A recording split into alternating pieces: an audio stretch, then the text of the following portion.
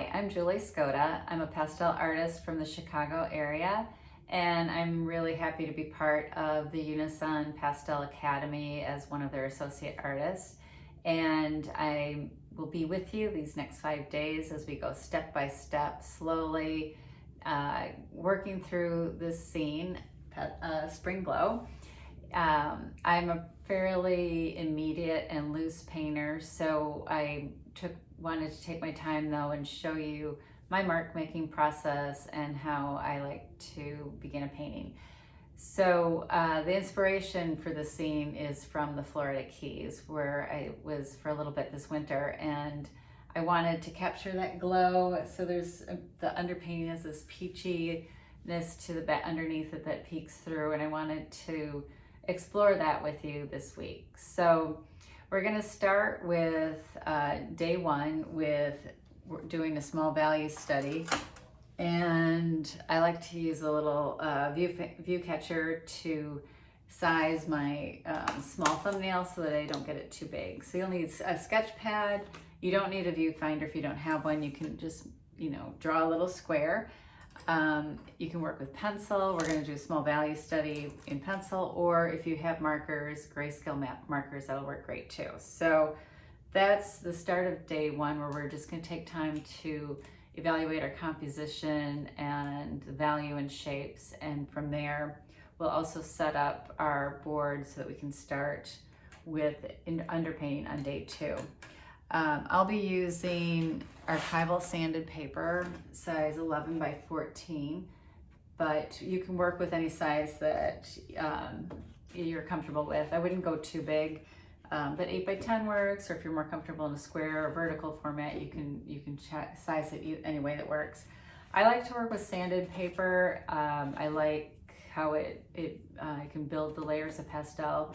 If you're using pastel paper instead, I would avoid the water media step and start with pastels and use a piece of foam insulation or something to rub the pastel into the surface for the first step. But day one, we're just setting up. I'll show you how I set up my paper on the board. I like to work vertically on an easel. If you don't have an easel available to you, you can use something to prop it up on a table so you just get a little bit of an angle so that the pastel dust can fall off. So that's day one. Day two, we will work with watercolor, and anything works. I mean, inexpensive, whatever you have for watercolors. I've got this old set that I use all the time. I do a little bit of watercolor as well on the side. So I have this pan tube color set up, but pan watercolors work, anything that you have handy. You'll need water and maybe a spray bottle to spray spray the watercolors and keep them wet. When we're working with watercolor, I like to use a little bit more pigment than water, as opposed to if you're doing a watercolor painting, for any of you that are watercolor artists out there. So you'll need watercolor and I use an inexpensive flat brush. It's about 3/4 to an inch wide. Something that it's not too precious, so if it gets destroyed by the sanded paper. So that is day two. Day three, we're going to start with pastel and put our first layer on top of our watercolor, underpainting, and reestablish once again those big shapes and values. So Unison has let me put together a couple sets of pastels.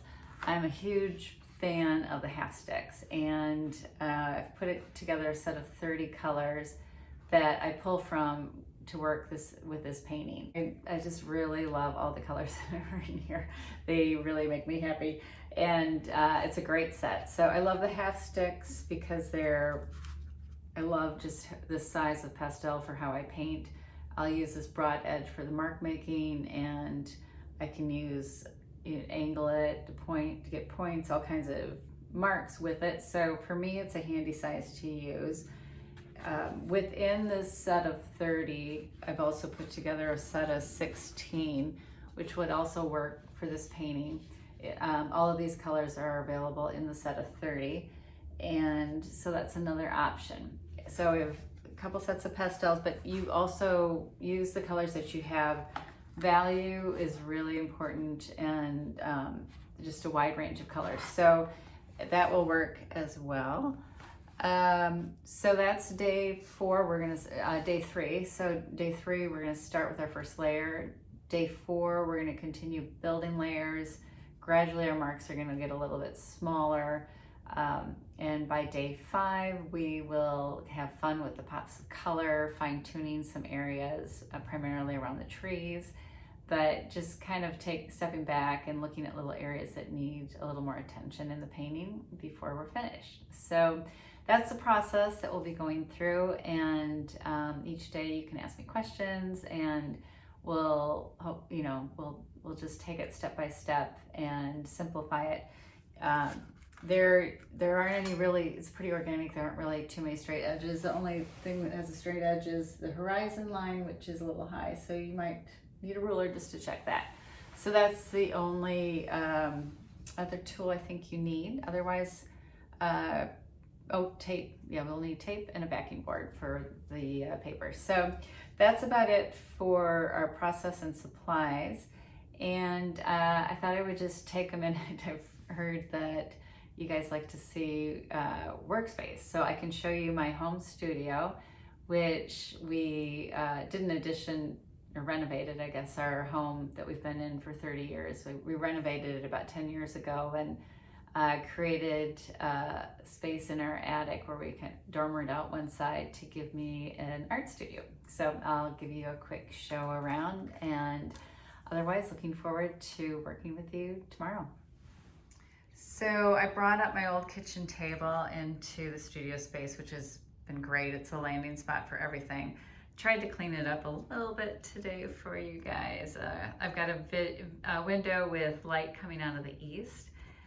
So I added a lot of lighting. I've got can light and a strip of lights coming up that fairly warm, but I get really nice natural light most of the time as well. And I've got 2 easels, a lot of storage space for so much equipment, paintings that I'm looking at, or maybe they're framed or ready to be framed.